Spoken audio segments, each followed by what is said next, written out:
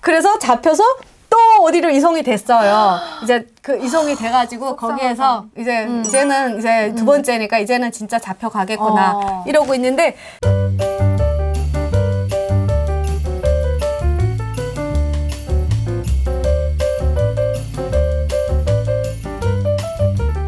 엄마가 그래서 이제 살아가지고 도직결 이런 과정을 거쳐서 한 3개월 좀 안 되게 하다가 그래서 어떻게 해서 다시 탈북을 했어요. 그래서 그러면 그 도직결소에서 몇 개월 만에 나온 거예요? 도직결에 저희가 또 한 25일 정도 있었던 것 같아요. 25일 네. 정도? 근데 도직결에서는 제가 가장 힘든 시기 그쵸, 아니었을까요? 맞아요. 제일 힘든 시기예요. 왜냐하면 생리 현상이 끊기더라고요. 영양이 안 좋으니까. 언니고 저고 엄마고 생리도 안 하고 북한 넘어가서 생리 한 번도 안 했어요. 했으면 정말 너무 힘들었을 것 같아요. 왜냐하면 없잖아요. 없지. 그걸 대처할 게 없잖아요. 몸도 안 해. 근데 할 게 없는 걸 안 해. 몸도. 도직결 가니까 다 어른 일을 다 시키는 거예요. 늪을 이제 밭으로 만드는 거예요. 그래서 흙을 가져다가 그 늪을 메꾸는 작업을 하는데 무릎 위까지 다 빠져요. 늪 속에. 그러면 흙을 들고 가서 그 늪에다가 이제 흙을 깔고 이 작업을 반복하는 거예요. 그러다가 막 다리에 거머리에 막 물려서 하다 보면 여기 그나마 거머리가 이제 다리에 붙어 있고 막 이런 경우가 생기고 중국에서 찌웠던 살들이 이제 쏙쏙 빠지고 몸도 이제 허약해지고 이렇게 중국에서 신고 왔던 신발도 이제 삽으로 이제 모래를 퍼야 되잖아요. 그러니까 신발 바닥이 이렇게 뚝 부러진 거예요. 그래서 삽질할 때마다 이 삽이 발에 닿는 거죠. 그런 식으로 한 25일 정도 있었던 것 같아요.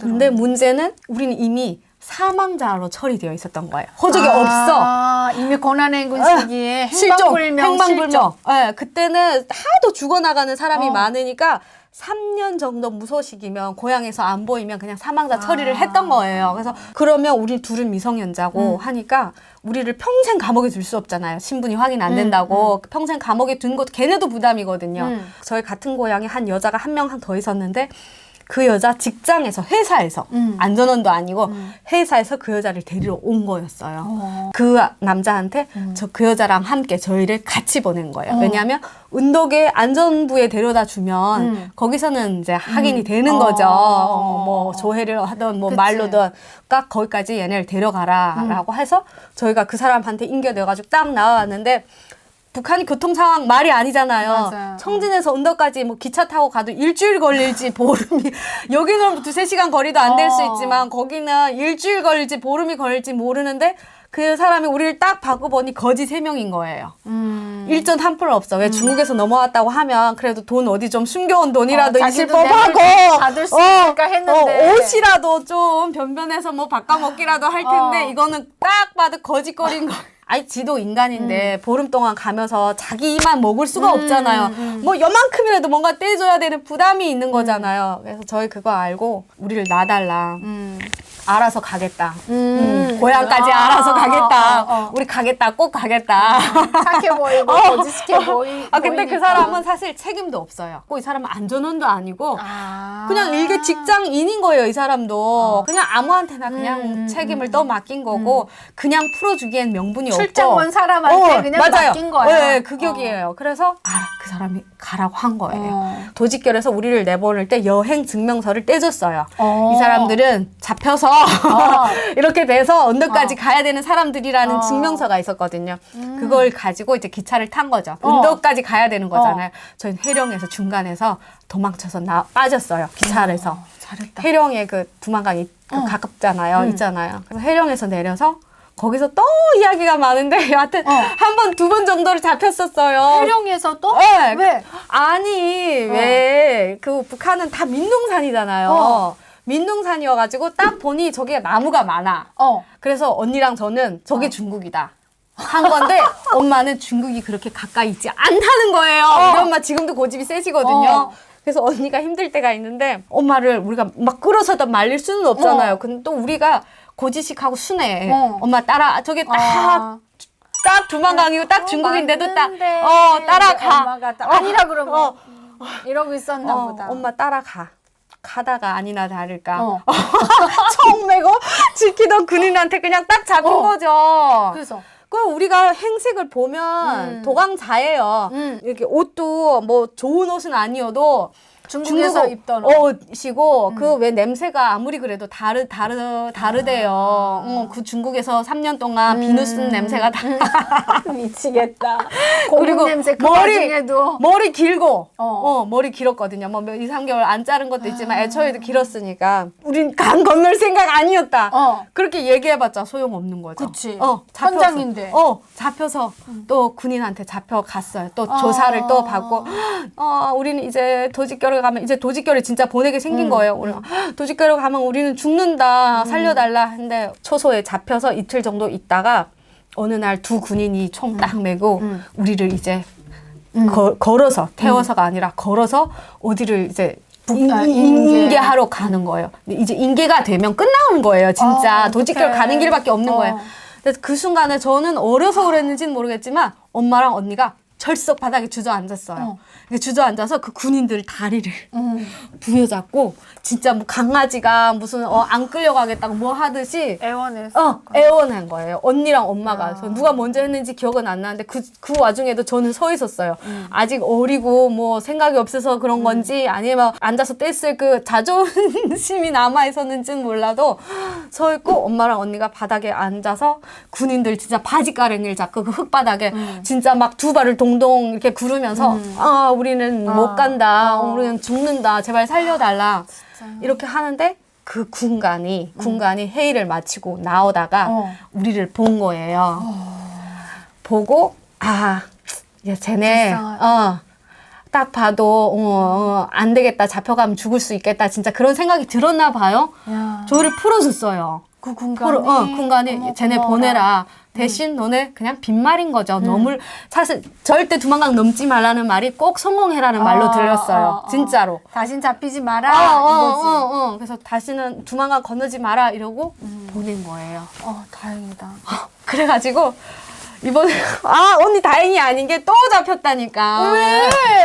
그러니까 이제 속상해. 가다가 보니 다 농장이고 집들인 거예요.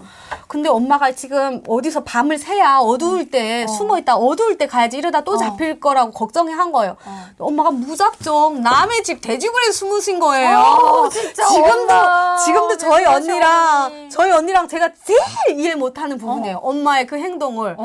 차라리 뭐 딴 데 숨으면 모를까. 돼지굴은 왜 잠그잖아요, 북한은. 밤이 맞아. 되면 훔쳐가니까 잠그잖아요. 그리고 주인이 돼지 그 죽주러 나올 거란 말이에요. 그치. 남의 그 마당에 심는 거 자체가 돼지가 있는 게 아니라 봤더니 사람이 있어. 그러니까 지금도 가끔 언니랑 얘기해요. 한숨 쉬면서 얘기해. 우리 엄마는 왜 그랬을까? 무슨 생각을 했을까? 왜 그러셨대요? 몰라. 엄마가 좀 그 죽을 겁이고 넘기고 나서 이 사고가 흐리멍텅해진. 왜냐하면 기억력도 많이 안 좋아지셨거든요. 그러신 것 같아. 따라가다가 나는 아무리 생각해도 이거 돼지굴에 숨는 거 아닌 거야. 그래서 엄마 따라가다가 그 집 화장실로 들어갔어. 그 집 화장실 혼자 들어갔어. 그러고 언니는 엄마 따라 돼지굴에 들어간 거예요. 착해라. 그래 들어가서 한참 있었어요. 근데 아무리 생각해도 주인 나올 것 같은 거예요. 저는 화장실에 앉아 있는데 그러면 주인이 오면 그냥 지나가던 사람이 화장실 들린 것처럼 하고 나가야지 이러고 자연스럽게. 엄마 언제 나오나 기다리고 있는데 아니나 나올까 주인이 화장실을 먼저 오네? 오고 있네? 그 여자 나오니까 지나가는 애가 화장실 급해서 들어갔던 것처럼 하면서 나왔어요. 근데 뭐 그렇게 이러면 큰 반응이 없었던 거야. 나와서 제가 혼자 어딜 가겠어요. 엄마 언니 지금 저 안에 있는데 그 집 주변을 배회했는데 계속 집 주변 배회하면 이상하잖아요. 주인이 또 이상하게 생각할 거 아니잖아요. 천천히 앞으로 걸었어요. 왜냐면 멈춰서 가만히 서 있을 수가 없어. 그럼 이상한 사람이니까 뭔가 목적지가 있어서 가는 사람인 것처럼 보여야 되는 거예요. 똑똑하네, 그 어린 나이에. 그래서 천천히 걸어서 빨리 걸으면 안 되니까 엄마 언니가 따라와야 되니까 나를 어딘지 모르잖아요. 제 발로 군인들이 있는 초소 앞까지 갔네. 거기서 또 딸거나 제가 잡혔네. 그래서 뭐 누구랑 어떻게 여기 왔냐. 그래서 혼자. 혹시 말하면 언니 오빠를 또 엄마를 또 수색해서 잡을까봐 끝까지 혼자 이렇게 하다가 여기 왔다. 그냥 대충 이렇게 들르고 있는데 한 시간 있었나? 문이 쩍 열리더니 엄마 언니가 들어오네. 근데 엄마 진짜? 언니는 잡힌 일부러 거야? 잡힌 거예요. 저를 찾아서. 돼지굴에서 언니가 엄마 죽주러라도 나오니까 나가자 했는데 엄마가 안 나간대. 끝까지 버틴대요. 그래서 언니는 혼자 나왔대요. 돼지굴에서. 나와서 그 집 옆에 서 있었던 거예요. 엄마 나오는 걸 기다려서. 왜냐면 빤하잖아요. 집주인이 나올 게 뻔하니까. 그러니까. 아니 나 집주인이 나오죠. 돼지굴 주러. 들켰죠 엄마가. 그래서? 그 엄마가 솔직히 얘기를 했대요. 그 주인한테 제일 심각한 건 돼지 도둑인가. 내 돼지 도둑이냐 아니냐가 중요하지. 제일 그게 심각한 문제인 거예요. 돼지 훔치려고 한 거 절대 아니다. 엄마 솔직하게 얘기하고 빌고 빌어서 그때 왜 배낭을 메고 있다고 해도 그 배낭 꽃제비 배낭이 뭐 하겠어요. 근데 북한은 그런 거 하나하나가 엄청 귀하잖아요. 그치, 내 물건 그래서 훔쳤냐. 그래서 그 배낭을 주고 빈몸으로 그 집에서 다행이다. 나와서 그때부터 이제 절 찾기 시작하다가 잡힌 거죠. 그래서 잡혀서 또 어디로 이송이 됐어요. 이제 그 이송이 돼가지고 거기에서 이제는 이제 두 번째니까 이제는 진짜 잡혀가겠구나 이러고 있는데 진짜 운이 좋게 우리를 풀어줬던 그 군관이 담당 거기였던 거예요. 또 잡혔어. 그래서 또 보더니 미친다. 이제는 사탕 과자를 주며 안타까웠고 먹을 것까지 주면서 먹을 것까지 줬어요. 진짜 사탕 과자를 주며 내보냈어요. 나한테 좀 오지 마 이거야. 얼마나 우리가 한심했겠어요. 또 잡혀 그 하루새. 진짜. 그래가지고 그 사탕 과자를 먹으면서 그 근처에 있는 산에 드디어 운신해 해령에. 있다가 진짜 거기는 물이 허리까지도 안 왔어요. 가다 보니 도강하는 사람들 워낙 많은가 봐요. 나무가 쓰러져 있고 문짝 하나 문짝을 아예 다리처럼 강 옆에 건널 수 있게 깊은 곳 누군가가 다 이미 다 이미 해놓은 거예요. 해놨네. 그래서 반쯤 건너서 그걸 딛고 성공해서 이야. 2차 탈북을 한 거죠. 박수. 아우 진짜 그놈의 돼지굴. 지금 생각해도 우리 언니는 지금도 엄마는 왜 그랬을까? 엄마한테 엄마 왜 그랬어? 말 안 해.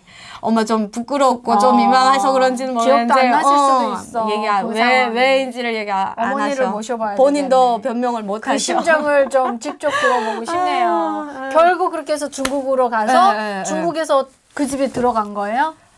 중국에서는 생각이 많았어요. 왜냐하면 딱 잡혀와 보니 우리가 중국에서 또 제일 한심하게 산 거예요. 그 심심산골에서 진짜 뭐 제대로 된 빵 하나 못 사 먹으면서 잡혀와 보니 다양하게 중국에서 산 사람들 심지어 뭐 사업했다는 사람도 있고 중국에서? 뭐 돈을 막 많이 벌었다는 사람 있고 결혼해도 진짜 괜찮은 사람 만나서 잘 사는 사람도 있고 그때 같은 중국에 가도 이렇게 다르게 살아가는 사람들이 있었고 우리가 제일 한심하게 살았구나 이 생각이 들어서 고민이 많았죠. 엄마는 저희한테 선택권을 줬어요. 왜냐하면 동생이 이제 남아 있잖아요. 근데 또 이 두 딸도 생각을 해야 되는 거죠. 그래서 그치. 너네가 가고 싶다고 하면 가고 안 가겠다고 하면 안 갈 거다. 덜하지 않을 거기서도 거다. 싸우고 힘들었으니까 일만 하고 네. 엄마는 딸들이 힘든 거 아니까 좀 더 행복하게 조금 더 좀 나은 나은 삶을 방법을 살았으면 좋겠다 싶었겠지. 엄마는. 그래서 근데 언니는 별로 이제 가고 싶어 하지 않았는데 제가 극구 가자고 했어요. 왜냐하면 엄마랑 언니가 일보러 나가면 그 1년 동안을 제가 동생을 돌봤거든요. 집에서.